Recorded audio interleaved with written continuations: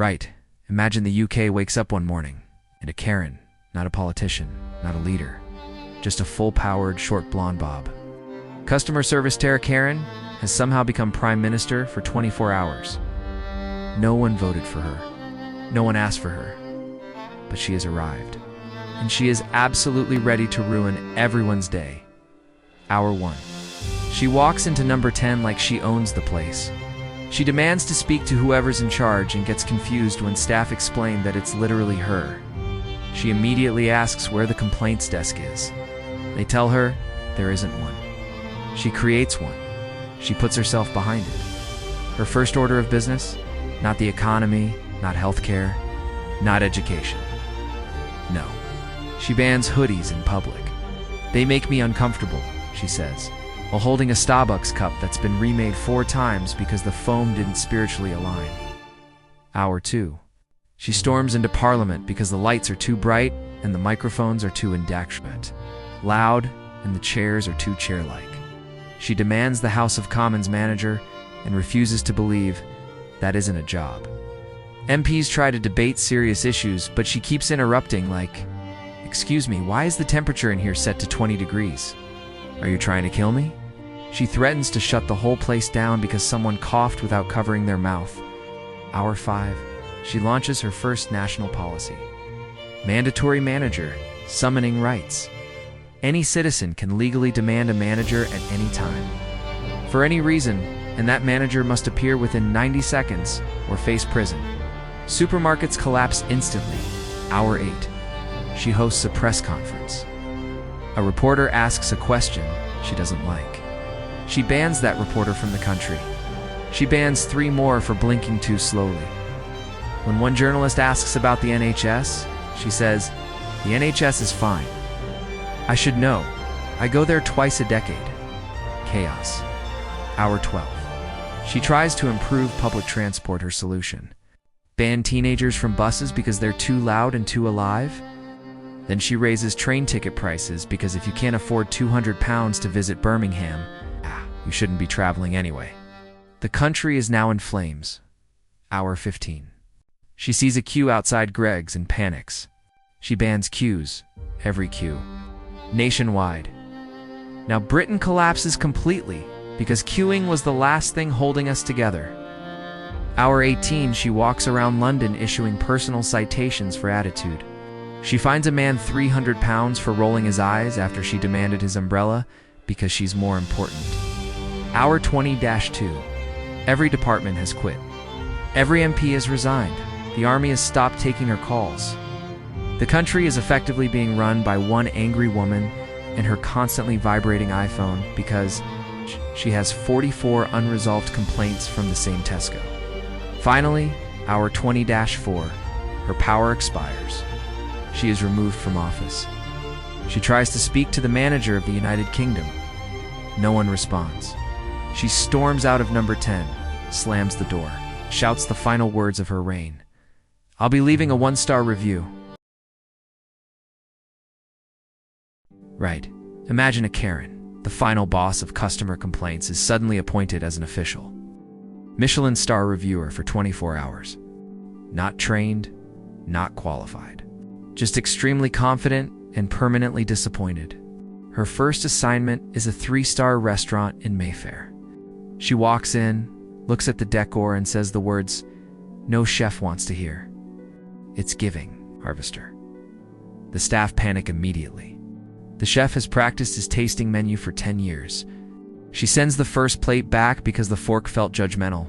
She sends the second plate back because the garnish was looking at her funny. By the 3rd plate, the waiter is trembling. She tastes the soup. She says it's too hot. The chef cools it down. She says now it's too cold. The chef warms it up. She says now it's too wet. No one knows what that means. Not even her. Hour 2. She complains that the water is too watery and demands they speak to whoever made it. The waiter explains that the water is water. She threatens to shut the place down. Hour 4. She goes to a legendary Japanese restaurant. People fly across the world to eat here. She orders chicken nuggets because sushi is too raw emotionally. They tell her they don't serve nuggets.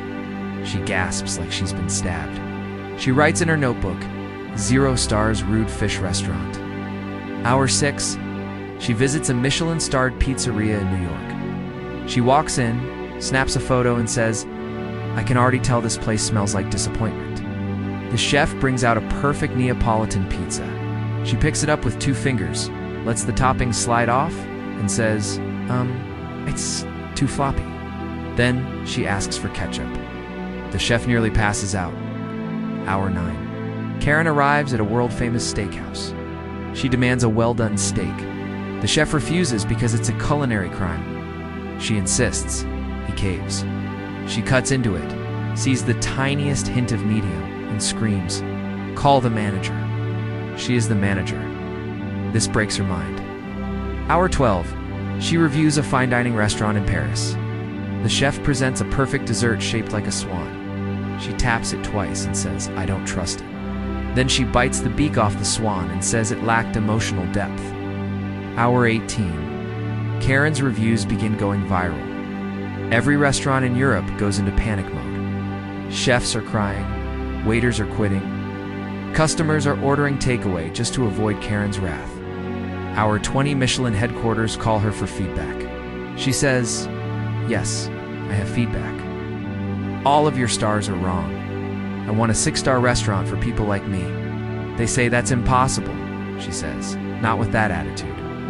Hour 20-3. She walks into one final restaurant, a tiny family-run Italian trattoria. She sits down. The owner serves her fresh handmade pasta. She takes a bite. It's incredible. It's perfect. She looks him in the eyes and says, it's lovely, but the music is too Italian. 0 stars. Finally, hour 24. Her reviewing powers disappear. Michelin revokes her badge. She storms out, yells, I'll be leaving a 1-star review, and threatens to open her own rating system, called Michelin Stars.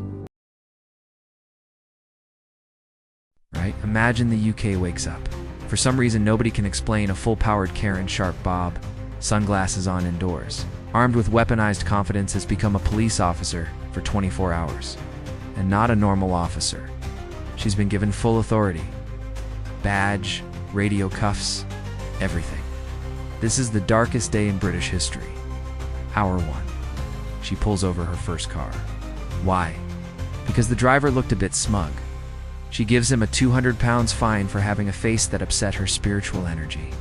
Hour 2, she walks into Tesco and begins arresting people at random. Her logic, he put his trolley back wrong. That's a crime in my book. She tries to handcuff a teenager for chewing gum too loudly. He runs. She chases him while shouting, stop resisting my authority. The teenager wasn't resisting anything. He was just confused. Hour 4. She starts issuing citations for attitude. A woman sighs in the queue, £50 fine. A man says all right. Too casually, £90 fine. Someone breathes near her. Asbo, hour 6.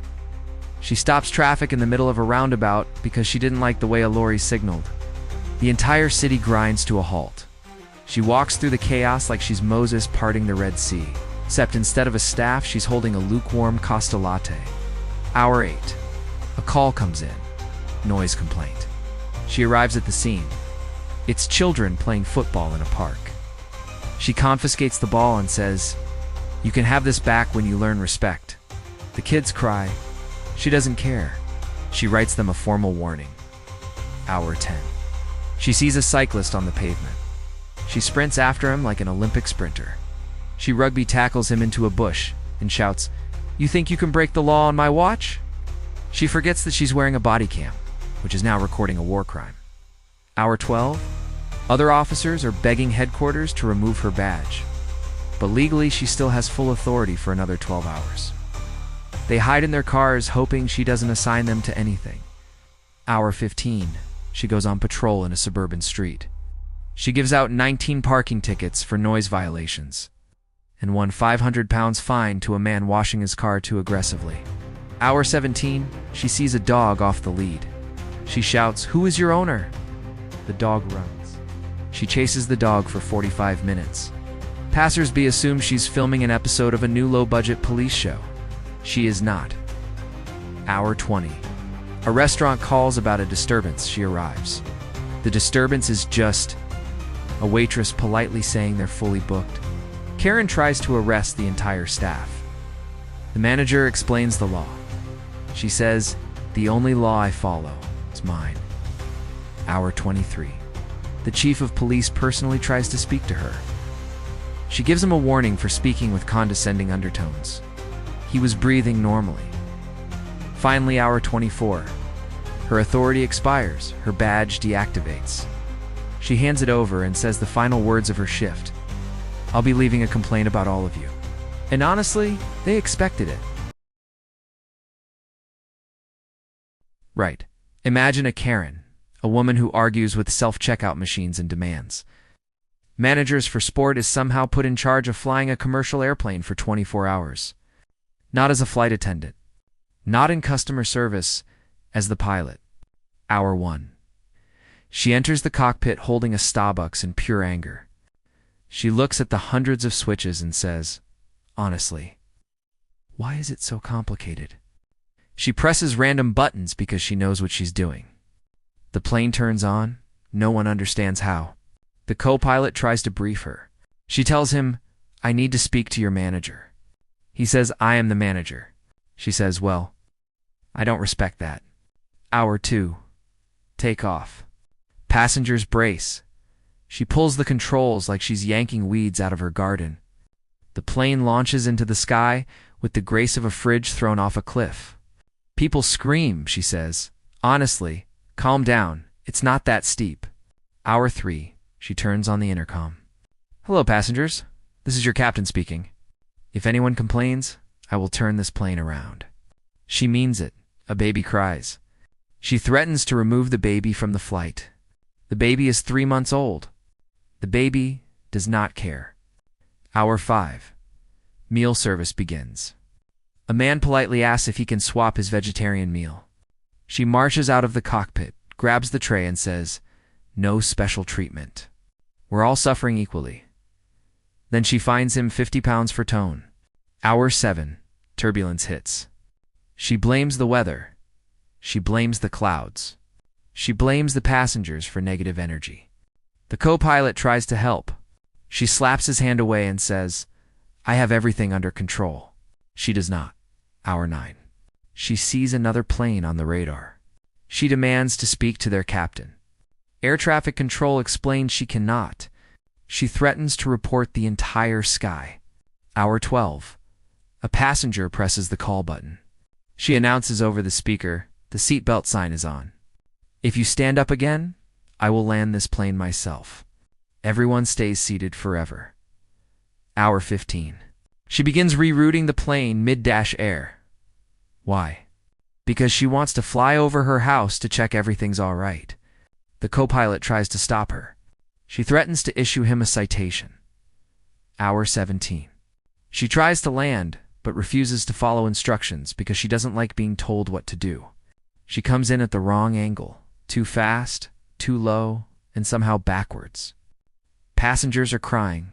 She's sipping her latte like, "Honestly, this airport needs better vibes." Hour 20-4. Her authority expires mid-flight. Autopilot takes over.